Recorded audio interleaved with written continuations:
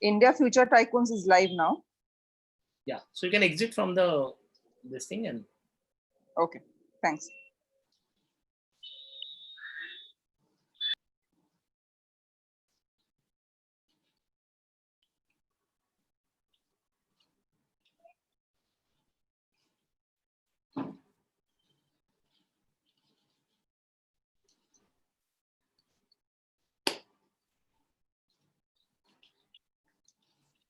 So great audience, good evening. It's Friday evening and we generally have a chat on Friday evening. And today, instead of me talking, I have got two of the best brains on in the education system to talk about it.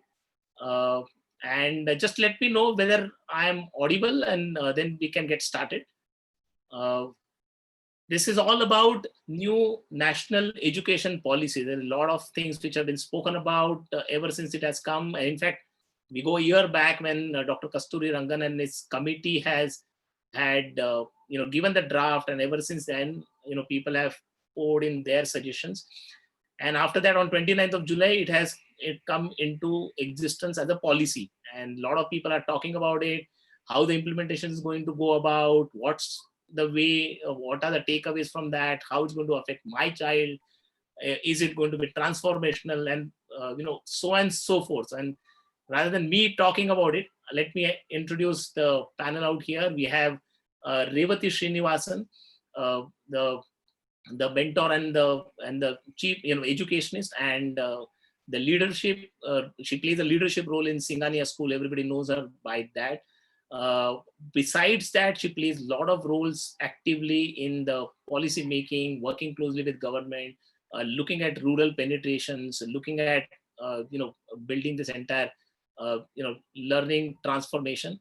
We have Lina Osher on the other side, somebody who has lived this dream of education, looked at a lot of experimentation in the field of education by way of her own preschool change, Kangaroo Kids, and then Billabong, and transformed in her own way how the education should be given to children in her own way.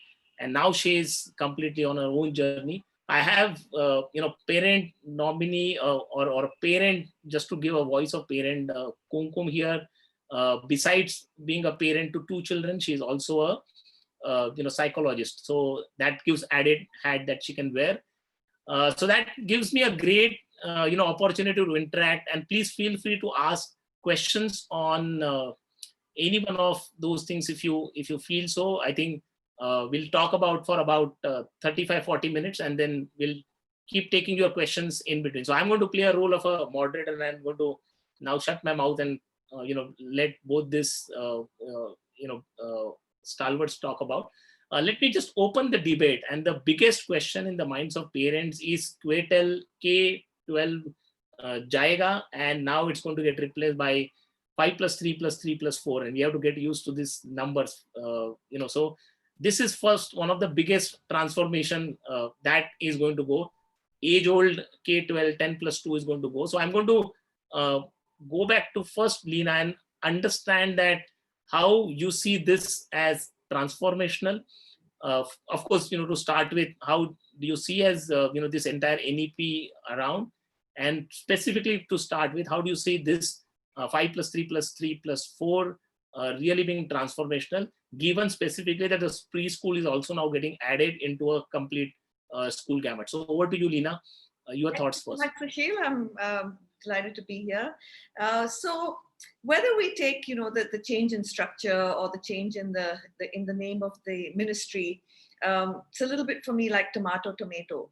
It's obviously technologically the structure is correct, because this is how Piaget saw it, the 4 stages of development. It scaffolds learning, according to that. So fundamentally, it's very, very positive. Conceptually, it's absolutely correct. And obviously some of the great things that happened because of this is 0 to 6, which was previously not recognized by the government, is, and it being the most important age of development, now it's kind of getting recognized. It's getting a place in all of this. And hopefully because of the structure, it removes some of the rigidity around grades 1 and 2. At least in the intention of the policy document, it removes that. So the issue I have mainly in India, and I say India, and for those who don't know, I actually sold my schools because I cannot actually deal with the thousands of shades of grays that that exist in the education system, especially around policy and regulations and other sorts of norms. So, you know, great ideas are great, but they're also very cheap. What is really important is the execution. And you know, if you think about what CBSE did earlier, they introduced CBSE-I, which was supposed to be the IB equivalent of the CBSE. Then they introduced CCE, the continuous comprehensive evaluation. And both of these have disappeared, right? So both of these have disappeared today because nobody actually thought about the execution. So after hours spent in understanding the CCE and training teachers for this, and, you know, by the way, I had introduced CCE in 1993. We've always had CCE without that fancy title as a part of what we were doing, you know, whether it's in preschool or grade 1, all the way. And it was with all the instructional design in place. And, you know, if for me, if people had, you know, people designing the policy had bothered to find out how we could kind of make this work on scale, you know, people like us would have gladly participated. I'd actually taken all of this to Kapil Sibal before CCE came in, and then Kapil Sibal put me onto the NCERT, and then it kind of just dissolved. So I just kind of stepped back. I then went to show ICSE all the kind of instructional design work we do, which makes it easy to scale quality education. What did they take out of it? They took Harry Potter, and then, you know, all the newspapers started saying Harry Potter now is introduced in grade 5, but that too just as a reader, not as a piece of literature. So the essence of the essence and the substance of what is required kind of gets lost in terms of execution if we haven't thought through simple things. You know, a very simple construct to this could have been, you have the policy and then you have a who, what, where. In my organization, when I was running it, anytime anyone came up with a great idea and we had these roundtables, it was instantly into a format of who, what, where, when. And so that would have included all aspects of the rollout, especially teacher training, because in all of this, it's a beautiful document. But one of the key issues are we do not have the teachers who've been trained in this style, and we don't have them trained to execute this style. So that is, you know, the biggest, where's the accountability around the who, what, when, including the teacher training. You look at the RTE that was introduced, beautiful as an idea, but terrible in thinking through the execution. The biggest issue is that we kind of, you know, the policymakers, we build our worlds and our policies around a set of beliefs and rules, but we don't include the real people who will be affected, like principals, teachers, and most importantly, kids. When I designed my school, I sat with kids. What do you see as the uniform? What do you see as the school looking like? What do you see as the learning looking like? Because kids, we think they're dumb, but they're not. They actually know what they want. And the kids are the affected party. So for me, you know, in a sense, you know, Henry Ford once said that if I'd asked people what they wanted, they would have said faster horses. And in some sense, we've built a policy to get our horses to go faster, and that's fabulous, but we do not know how we will make our horses go faster from this policy.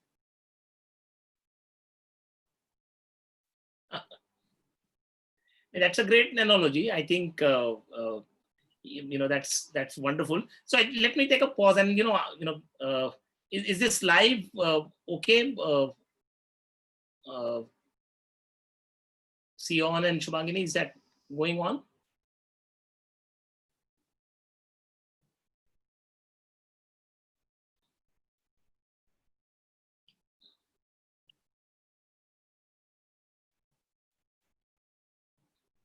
Are we seeing live? Shubhangini and Sion, can you give me a feedback?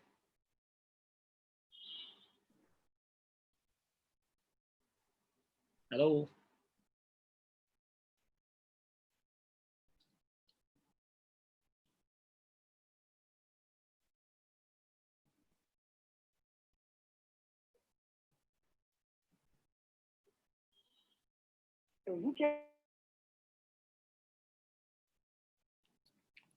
Hello, sir.